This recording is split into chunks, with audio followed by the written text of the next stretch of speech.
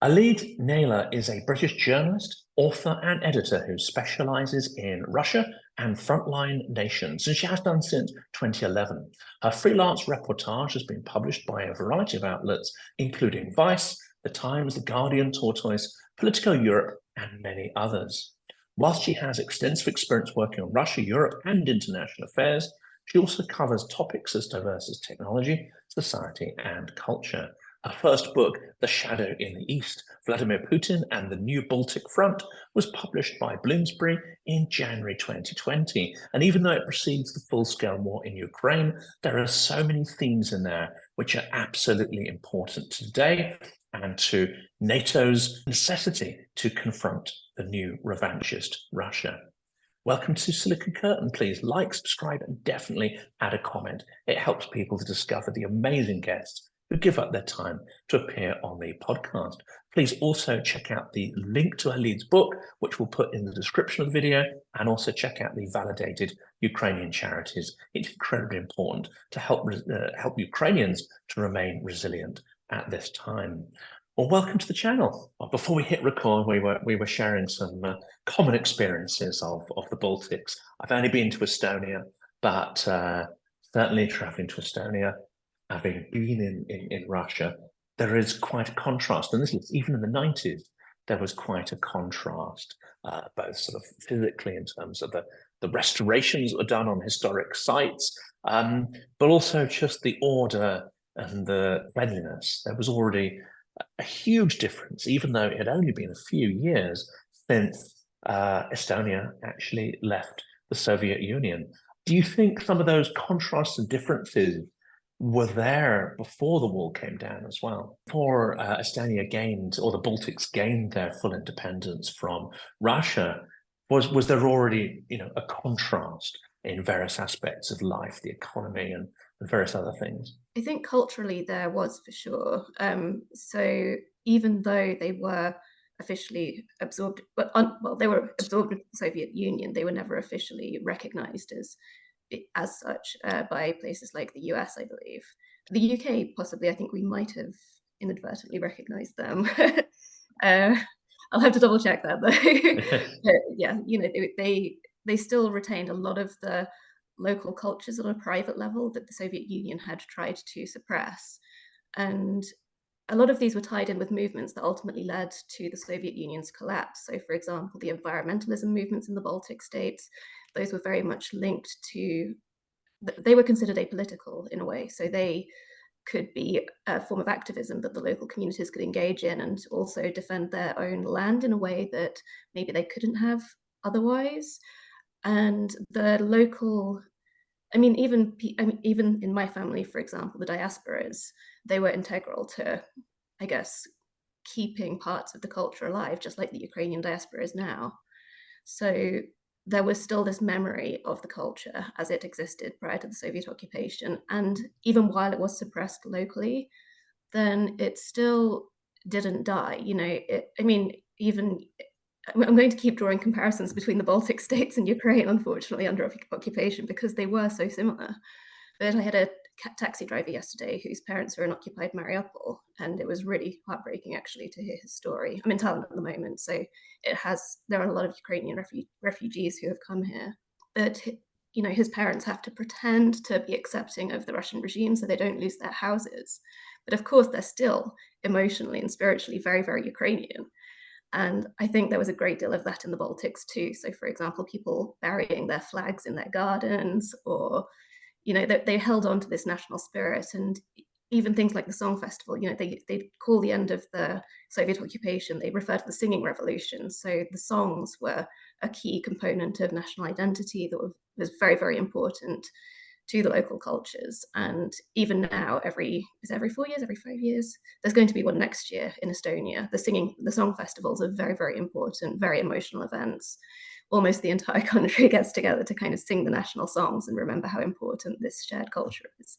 So it never died, even though the Soviets tried really, really hard to eradicate it.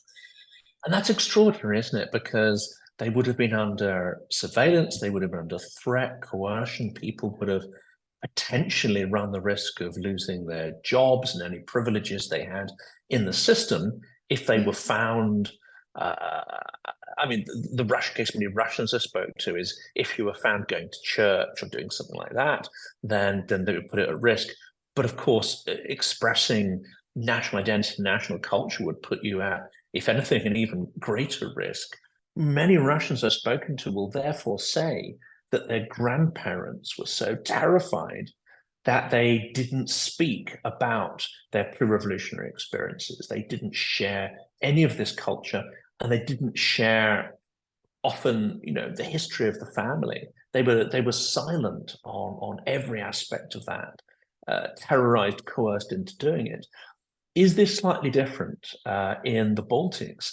How did people manage to communicate this sort of cultural, historical, and familial memory? Because the threat must have been the same, but clearly people were taking the risk to do that. I think there was something of an advantage in the Baltic states because of I think I refer to it in the book, but I'm quoting somebody else, asymmetric bilingualism. So the Baltics, Latvia, Lithuania, and Estonia, they were forced to learn Russian essentially as the language of the occupiers. But the Russian-speaking occupiers, didn't necessarily learn the local languages.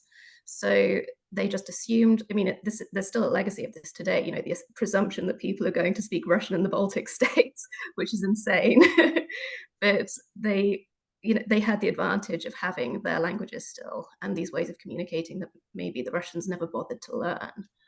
And I think also there was this kind of integration of, people kind of worked with the system as well as against it, and they would kind of have their ways of communicating things through the system too. So, for example, there was one woman I spoke to who was making a documentary when I was researching the book, and she talked about how the insertion of bird motifs into film was a way to signify the free spirits of the of the Baltics. They had these little kind of ways of indicating their feeling, even though they might not necessarily be able to openly communicate it all the time. That's an extraordinary symbolism there. But I also guess the occupation, whereas in Russia, the revolution and civil war is obviously some considerable time ago. That, the sheer violence of that event, but also the fact that it's more distant in time, means that transition of any pre-revolutionary culture has really been sort of broken. Whereas the Baltics were occupied more recently in time. Now, I'm not an expert here, so I guess it's after the Molotov-Ribbentrop Pact, and Germany and Russia sort of carved up various territories. So you would have had it within sort of the memory of parents and grandparents, potentially, of some people, and they're able to transition this memory, which less so the case in Russia. Yeah, and I guess the culture was very strong before the occupation started in the 1940s, the first occupation in 1940, the first Soviet occupation, because they had this big national awakening period towards the end of the 19th century, and then there was the independence declaration, the independence declarations in 1918, I think, at least for Estonia. So, there was already a very strong national spirit that had started emerging prior to that. I think maybe you're sort of nudging me towards this, but I think a lot of people wanted to forget the Soviet occupation in many ways as a blip. Estonians have this, I suppose, this reputation of being very stoic. On some level, that could be considered, I guess, a response to mass societal trauma from what they did experience. And for a lot of people, it's just a period they don't want to talk about, don't want to think about. They wanted to move on with their lives as quickly as possible in some ways. Well, that's incredibly important, isn't it? I mean, clearly there is democratic culture and the desire to restore that. We'll talk about the 1990s and how quickly the Baltics transitioned. And in that sense, very comparable to Czechia. It's a very advanced economy, very advanced sort of engineering, manufacturing economy, and with a robust sort of democratic spirit. So those societies were able to restore what essentially had been repressed. To an extent, it seems that Ukraine, it's taken longer to go down that path, but there is a sense that there is a suppressed culture that was waiting for the boot of Russia to be lifted from its face, to use a sort of Orwellian type allusion there. But in Russia, many people, even those who are not necessarily supporters of Putin, will have at least some kind of nostalgic feelings about the Soviet Union. I think that's the huge difference here. You're describing people who have no positive emotions or memories or nostalgia for that period. Russians view it very, very differently. Yeah, it's kind of strange, I guess. Also, not so strange. But yeah, there's zero nostalgia for the Soviet Union here, and there's this desire to move on. And I think that's actually something that Russia hates so much about the Baltics. They've progressed so far. That they're in the press freedom index, for example, they're very, very high up, possibly I think above America for at the moment. But they've progressed incredibly well along the democratic path, and it's just showing what a country can look like. It shows what countries can look like once Russian influence is removed from them. And Russia's scared of that. Russia's terrified of that. And if Ukraine starts doing brilliantly too, once the Russian boot is removed, then it starts to look pretty bad for Russia. And that, of course, is to counter the argument that it's all about NATO. In fact, I think what you've just said there is, at least my belief, why one of the major reasons why Russia invaded Ukraine. It was precisely because of the fear that Ukraine would increasingly become wealthy and democratically inclined, and with that, it would, look to the West rather than the East for its inspiration and a template for its future. No doubt that was part of it. I think there was also a certain amount of pure vindictiveness on the part of Putin, that Ukrainians dared to be a free people. But yeah, there is for sure an element of that too, and the need for territorial gains, I guess, holding on to Crimea, of course. So yeah, there's a lot in the mix there, but I think that is an element, of course. Now, one of the challenges, of course, and what we've seen in terms of Russian hybrid propaganda. So in the book, you write a lot about not just the conventional warfare that led to Estonia being occupied after the Second World War, but subsequently Russia has turned to hybrid or grey zone warfare and informational warfare, as well as cyber. And the Baltics, especially Estonia, have been the target of all of these, especially cyber attacks, given its incredible advance in the digital sphere and to become, for such a tiny nation, a tech powerhouse. So what is the view at the moment? What is the fear at the moment of the variety of hybrid threats that Russia poses to the Baltics? Now, we can talk later about the physical threat as well in Article 5, but at the moment, those hybrid threats are very real, aren't they? Yeah, and they've been very real in the Baltics for a long time. I think what we're seeing now is more things that the Baltics have been experiencing for a very long time. They're happening in the rest of Europe on a wider scale. So I believe Russians breached Finnish airspace quite recently, and that made quite major headlines, but the Baltics have been dealing with that for years now.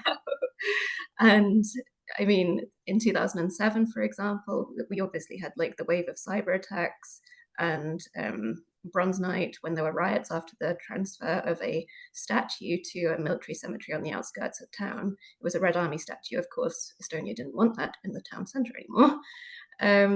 And this was stoked by local Russians. And now we're starting to see more local Russians being mobilized, I suppose. I don't know if that's the right word. This is assuming that there's some top-down mobilization there, but the usage of local Russians in Europe. So just in the last few days, the Czech PM has blamed Russia for likely organizing and financing a failed arson attack in Prague. And I believe a Russian was also recently arrested in Denmark for helping Russian intelligence. Estonia is having to start limiting the sale of real estate to people from different countries if they're near sites of strategic importance. But there was a very good report recently from the Stockholm Free World Forum detailing the ways in which Russia utilizes the legal grey zone in the Baltics and Nordics more generally. In terms of specific acts of violence, then we had the Estonian Interior Minister, the windows of his car were smashed in December, and in March, Navalny aide Volkov, in a hammer attack in Lithuania. So, Russia has continued to engage in a series of acts of aggression across Europe, but also did not hold back in the Baltics prior to the full-scale invasion of Ukraine. And that's interesting. I'm not sure everyone listening understands the scale of the challenge, because Russia has certainly used what it calls ethnic Russians to try and stoke tensions in Ukraine prior to the 2014 incursions. And then very much it used the local Russian population as a pretext for its covert invasion. And it did manipulate certain sectors of society. Often it was people at the bottom strata, who were relatively poor or could be manipulated, plus informal criminal networks, all these kind of things. So they have a whole toolkit, and there were absolutely many people prepared to work with them.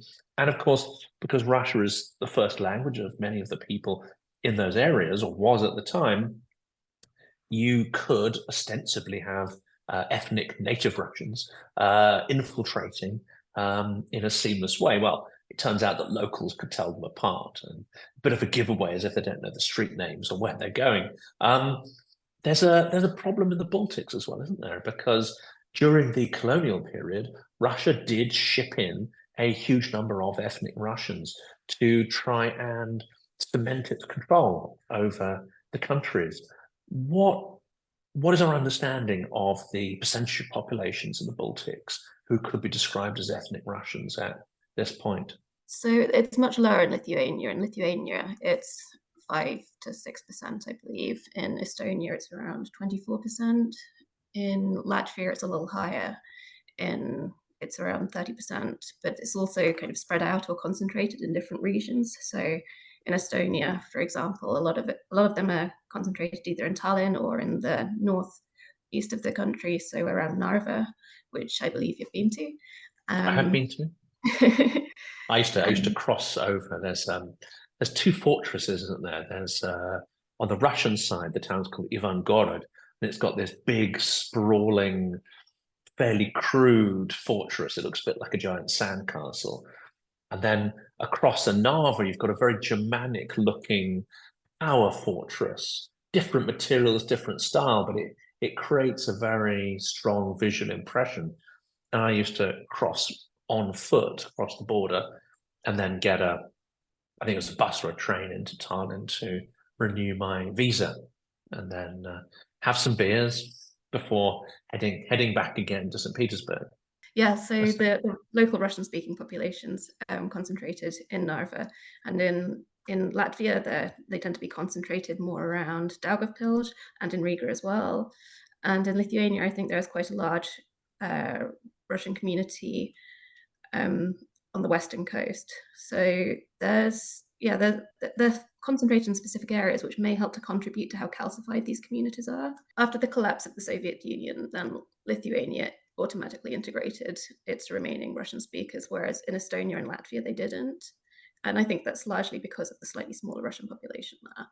Yes, so there's also a contingent of people in Latvia and in Estonia who didn't actually ever take citizenship. So the kind of the resident aliens or the resident non-citizens. And the percentage here, there are around 60,000 in Estonia who have undetermined citizenship, and I believe around 175,000 in Latvia too.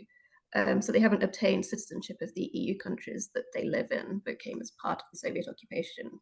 And these people are quite interesting too, because obviously they've had 30 years to integrate, to assimilate, to learn the language, and they still remain in these communities. But they are very calcified. They, again, get a lot of their information from Russia, and they can be quite aggressive towards the places they live in because they believe that they should be accepted more as Russians. And that's quite disheartening, especially when maybe Western journalists go to visit these communities and republish lists of their concerns. It's a little jarring. And maybe I'm also partially responsible for having done that. I have spoken to some of these communities, but it is quite, it's important to listen to them to just realize the depth and the intensity of their beliefs. And that's an existential threat, isn't it? And I think in that, there's a degree of commonality with Ukraine. The Yeah. influence of Russian TV and especially propaganda networks was not really fully appreciated. And even when it was appreciated, not much was done about it. And when the will to do something about it came about, then it's almost too late at that point, and you're already. And at that point, it's potentially too late to do anything about it.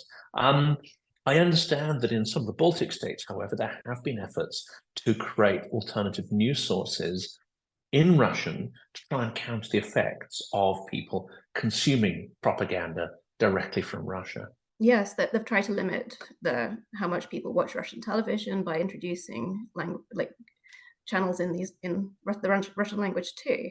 However, I think their impact is limited purely because the real threat now is platforms like Telegram. So even if people aren't watching the news or media in general, they're exposed to Russian propaganda through sources such as Telegram. And it might not even be through traditional news sources. It might be laundered through friends. So one of the Russians I spoke to in Narva a year or two ago now, he was adamant that he did not watch the news. He did not consume any news. He didn't have time for that.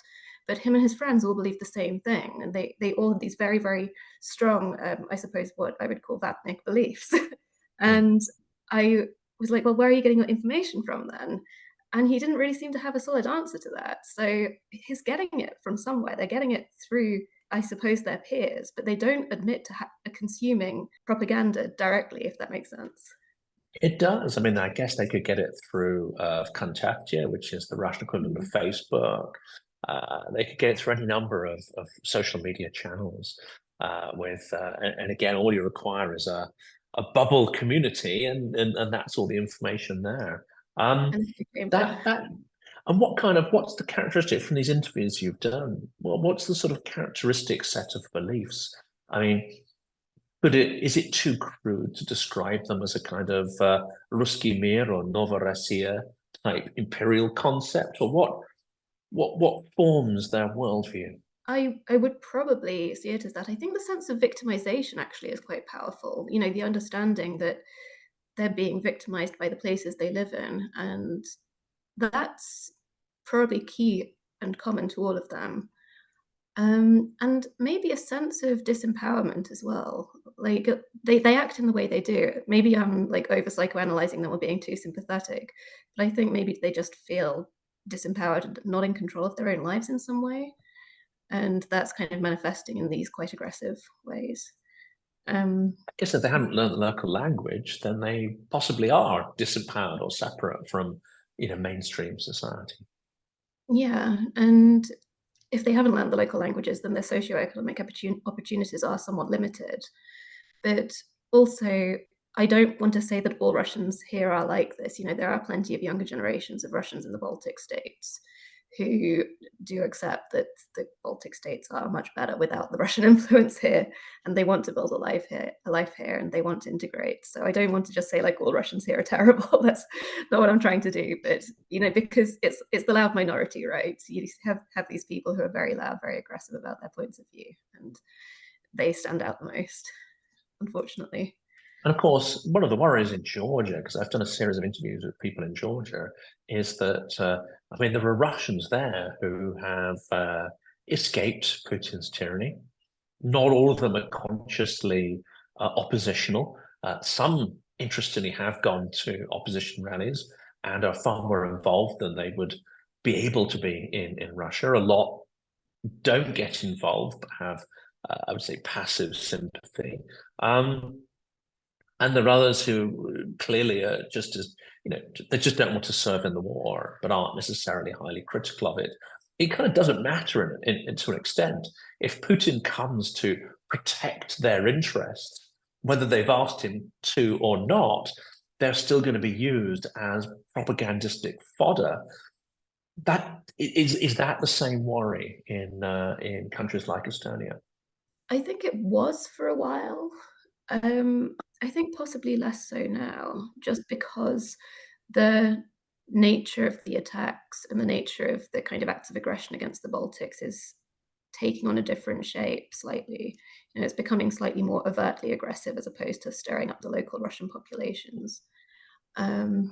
But I would have said maybe that was more of a concern prior to the full-scale invasion of Ukraine. I could be wrong, but it definitely seems like Russia's being more active physically in the Baltics than it was prior to the full-scale invasion. So, for example, moving buoys in the Narva River, these small things like the Baltic jammer, which is affecting GPS signals in planes here. These things are, it's annoying, but it's annoying and serious. And it's, like you said, this gray zone warfare again. It's not quite enough to do something, but it's still enough to do something. And they want to kind of keep pushing to see how far they can take it. And they have limited impact with the local Russian population. And this is the key thing, isn't it? Because you've written extensively about Article 5 and the fact that Article 5 really could only be triggered by a full-scale conventional incursion. But as you say, that's not how Russia's approaching this. It's taking all sorts of, sneaky acts. So would an act of sabotage or assassination trigger Article 5? Does the Baltic jammer, which has affected tens of thousands of aircraft, putting lives at risk, does that trigger it? Clearly not.